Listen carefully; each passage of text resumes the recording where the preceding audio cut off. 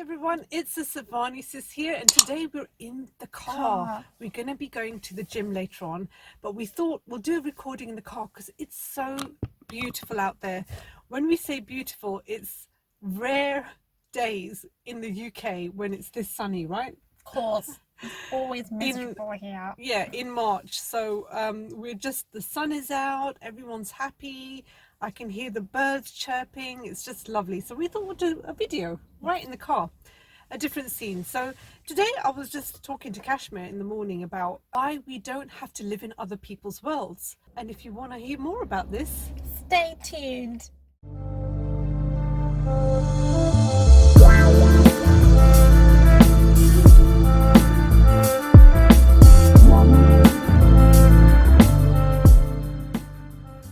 So I was telling Kashmir about not living in other people's worlds.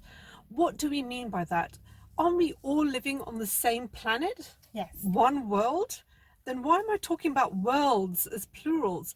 Well, do you know that everyone is living in their own personal world that they've created? So what somebody else sees and perceives, the way someone else views their own life, is completely different to somebody else's. So let's say if Kashmir and I are living together, Kashmir's got her own world, right? Yes. You've got your own set of beliefs, thoughts, feelings, and I have my own set of beliefs, thoughts and feelings that create my world. Remember, our thoughts create our reality. And do we have exactly the same thoughts every single day? If we have 60 to 70,000 thoughts a day, Kashmir and I, are we both thinking exactly the same thing all the time? No, we have different thoughts. She may have different doubts and worries and fears and things that she likes or dislikes. And I'm the same as well, just as all the 7.8 billion people in the planet, however big the population is. So we all have our own worlds. We may tap into somebody else's world occasionally.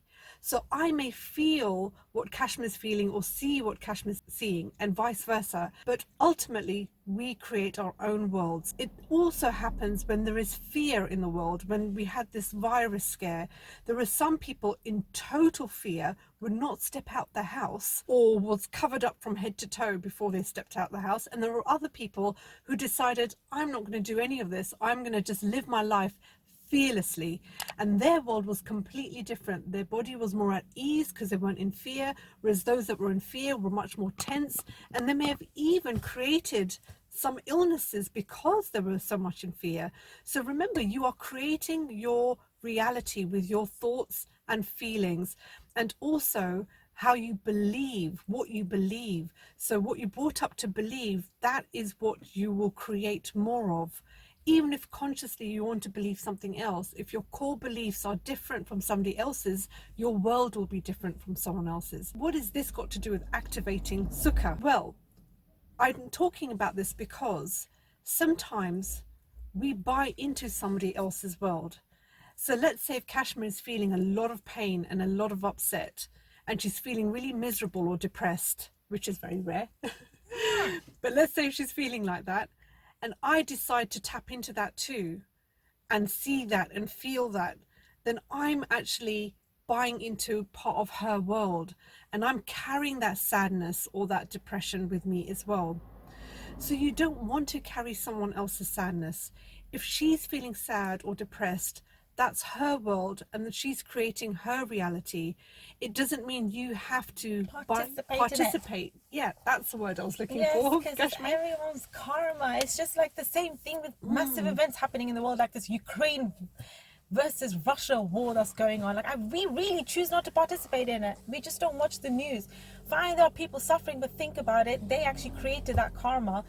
They've involved themselves in the war because they're hostile, or they're feeling like they have that kind of violent temperament that they want to participate in the war. Well, they're creating it with their own feelings. If they have feelings of aggression and anger and hate and violence, they're going to be participating in activities that promote violence. Think about it.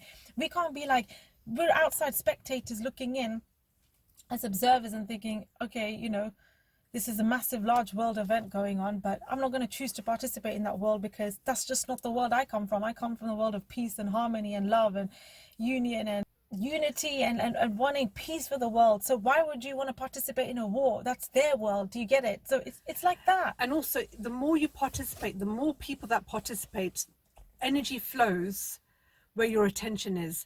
So if your attention is more and more on these negative things like the war and like people suffering, you're going to expand that, and that's going to lead to even more suffering. So this is what happens with mass consciousness. The more people that focus on that, the more they create that world for many people. And so we're not saying don't empathize with people. We're not saying that. It's actually very sad to know that people are suffering and people are dying. And it is actually completely saddening, because if we're all connected, if there's no separation, then it's almost like part of us are dying when other people are suffering. So it's awful. It is absolutely awful. So we're not saying that don't empathize. If Kashmir was upset, I wouldn't not empathize with her, but I wouldn't want to also create that same reality, because I'm creating that reality. Kashmir's creating that reality. Collectively, we'll be creating even more of that reality. So we're contributing to it. So it's very important that you don't buy into somebody else's world. And even on the mass level of like wars and negative events and circumstances and things that are happening in the planet, we don't want to contribute to that. We don't want to engage ourselves in that world. We are aware of it. We know it's going on. We have empathy for it. Yes. But we're not going to allow that to come into our world. Sympathize, basically. Yeah, sympathize and absorb their emotions. Empathy. Sympathy and empathy are two different things. Sympathy is when you get really caught up in it. You are carrying that emotion with you. You're carrying that energy with you, and you create that for yourself. And you also, just imagine that's just me alone creating that for myself. But let's say if masses, populations, communities also do the same thing, like engaging in that war that's happening, what will happen? On a mass level, you are creating that same thing.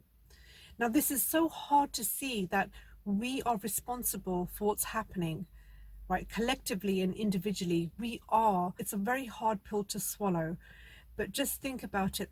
If you understand the fundamentals, you are creating your reality. You might have heard this trillions of times, but really take it in, because if that is so true for you, if you really believe that, then you do not want to buy into other people's worlds, especially when it's negative. You can choose to, if it's something to inspire you or to uplift you, but if it's something that's going to sadden you or be depressed or create fear within you particularly, then you don't want to buy into that. So remember, you are the creator of your own world.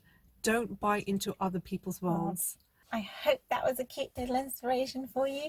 Remember to give us a like and hit the subscribe button to help with the YouTube algorithms and allow this channel to reach more people around the world. And we shall see you on the next one. Bye for now.